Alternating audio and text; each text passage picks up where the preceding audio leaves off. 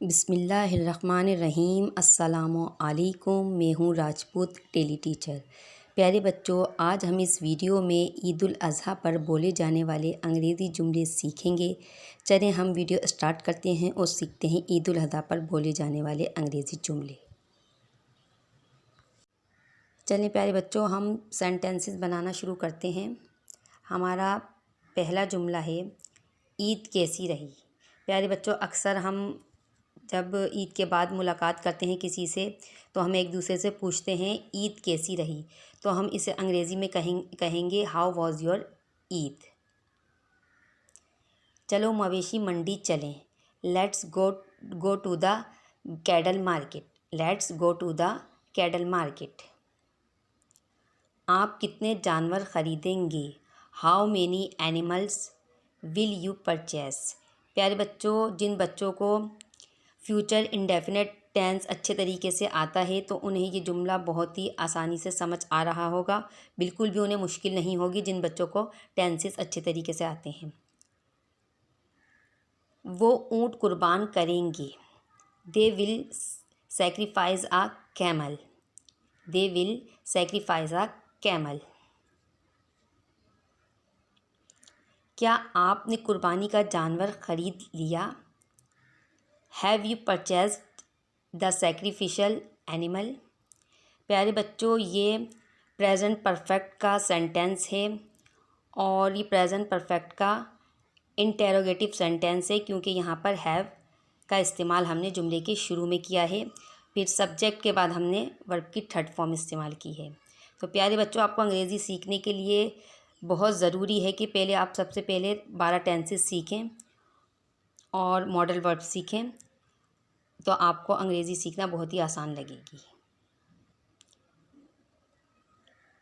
नहीं, कीमतें बहुत ज़्यादा हैं।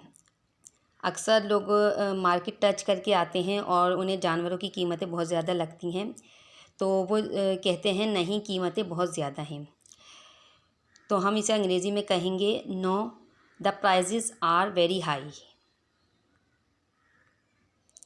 मैं ईद से सिर्फ़ एक दिन पहले जानवर ख़रीदूँगा।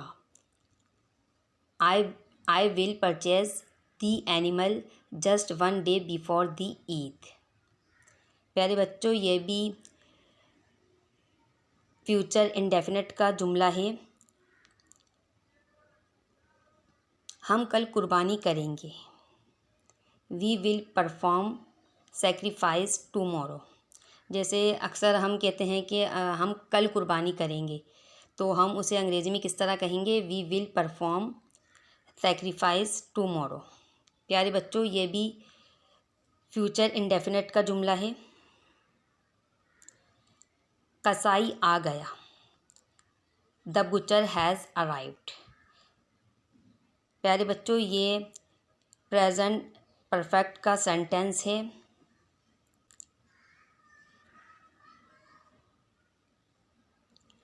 बराए करम तेज़ छुरी ले आएं।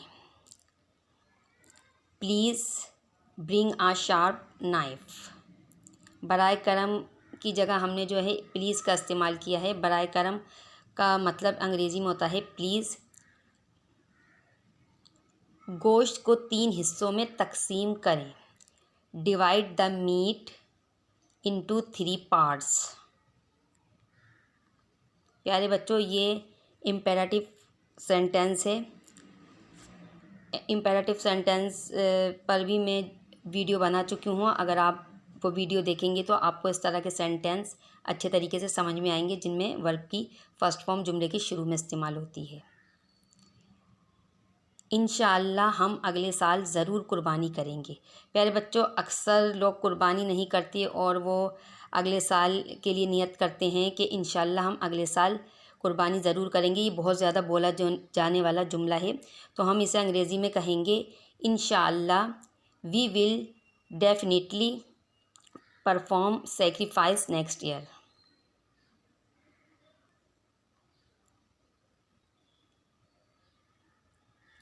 ईद की नमाज किस वक्त अदा की जाएगी।